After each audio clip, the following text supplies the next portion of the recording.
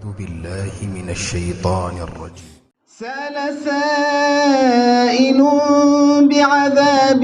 واقع للكافرين ليس له دافع من الله ذي المعارج تعرج الملائكة والروح إليه في يوم كان مقداره 50,000 سنة فاصبر صبرا جميلا إنهم يرونه بعيدا ونراه قريبا يوم تكون السماء كالمهل وتكون الجبال كالعهن ولا يسأل حميم حميما يبصرونهم يود المجرم لو يفتدي من عذاب يومئذ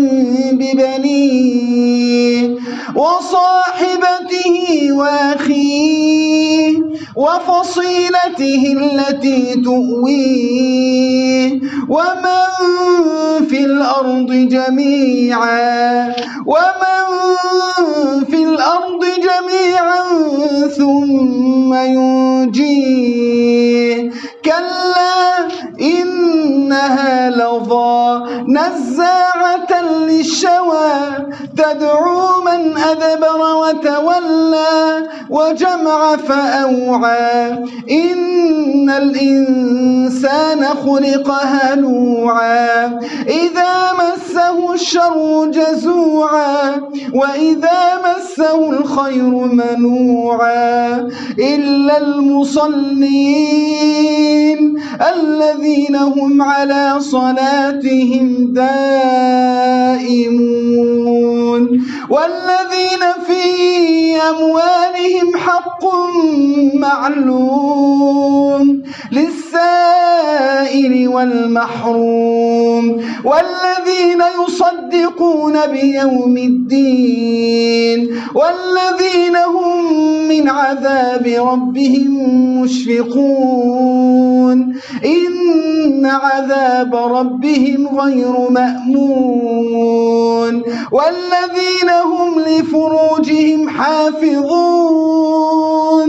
إلا على أزواجهم أو ما ملكت أيمانهم فإنهم غير ملومين فمن ابتغى وراء ذلك فأولئك هم العادون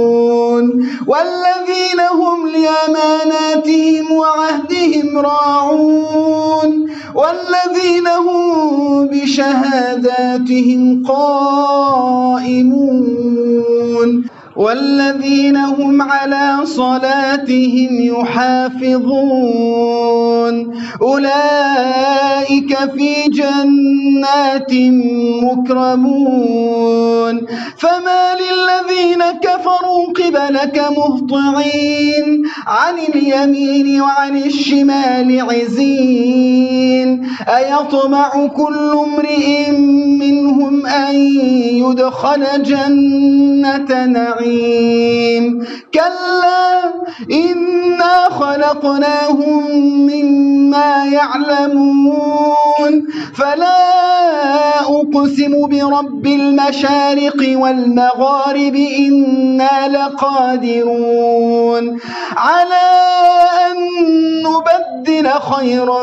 منهم وما نحن بمسبوقين فذرهم يخوضوا ويلعبوا حتى يلاقوا يومهم الذي يوعدون يوم يخرجون من الأجداث سراعا كأنهم إلى نصب يوفضون خاشعة